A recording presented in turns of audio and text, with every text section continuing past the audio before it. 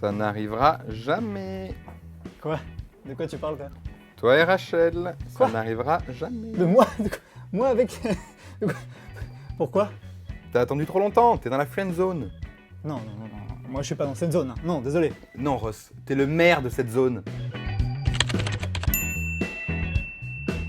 Pour ceux qui n'ont pas reconnu, on a essayé de rejouer une scène de Friends. 1994, première saison de cette célèbre série. Dans l'épisode intitulé Celui qui a du jus ou The One with the Blackout en anglais, Joey fait comprendre à Ross qu'il n'a aucune chance avec Rachel car il est dans la friendzone. Et après avoir fait quelques recherches, on s'aperçoit que c'est la première fois que friendzone va rentrer dans le vocabulaire. En la faisant entrer dans la culture populaire, la série Friends va débloquer cette situation sociale très ambiguë. Et pour revenir une dernière fois sur Friends, dans cet extrait, le mot friendzone a été traduit en français par la zone copain-copain. Voilà, ça fait hyper gamin, moi je préfère le mot en anglais, je pense qu'on est d'accord. Alors déjà, friendzone, il faut savoir que c'est un mot qui n'est pas dans le dictionnaire. Et ça rentrera peut-être un jour, vous me direz. Mais je pense que c'est un bon mot du futur, il avait largement le droit à sa vidéo. Le terme friendzone est devenu un nom et se décline aussi en verbe. On dit alors se faire friendzoner ou friendzoner quelqu'un. Aïe.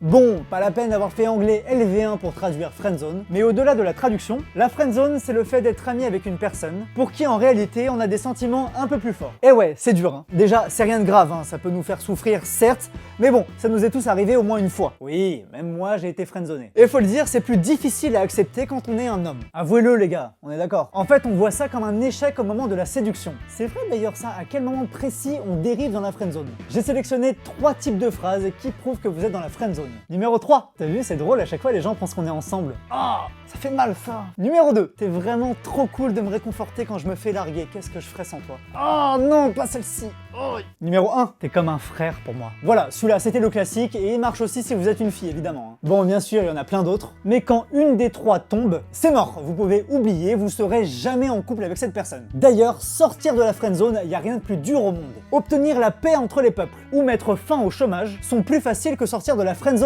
Sérieusement, c'est un coup à perdre une super amitié, à être encore plus mal qu'avant et à se prendre la honte si ça marche pas. Une émission de télé avait même été consacrée à ce phénomène. En 2011, MTV lance l'émission Friendzone. Les participants doivent avouer leurs sentiments à leur meilleur ami dans l'espoir de sortir de la friendzone. Parfois ça marche pas, et moi je me souviens de moments plutôt très gênants pour les deux personnes. Mais en tant que mec, si j'avais un conseil pour vous sortir de la friendzone, ça serait quand même de dire les choses même si on est timide. Et puis au pire, bah ça va, les meufs, y en a plein d'autres. Hein. Mais ça c'était mon conseil de garçon. J'ai une amie qui s'y connaît bien en relation homme-femme et qui va vous donner son conseil de fille. Léa, t'es là? Bien sûr, John, toujours là.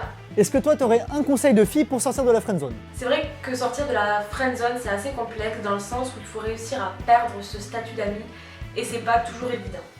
Donc soit vous réussissez à faire ça, soit mon conseil le plus simple c'est de complètement d'abandonner, de changer de cible. Ça sera plus simple pour vous et ça ira plus vite. Sérieusement. Et voilà, la pro a parlé, je te fais un bisou Léa, merci encore et à bientôt. Avec plaisir John et à bientôt. Voilà, c'est tout pour le mot friendzone. J'attends évidemment dans les commentaires vos conseils à vous pour sortir de la friendzone. Je vous fais une bise et je vous retrouve lundi prochain pour un nouveau mot du futur.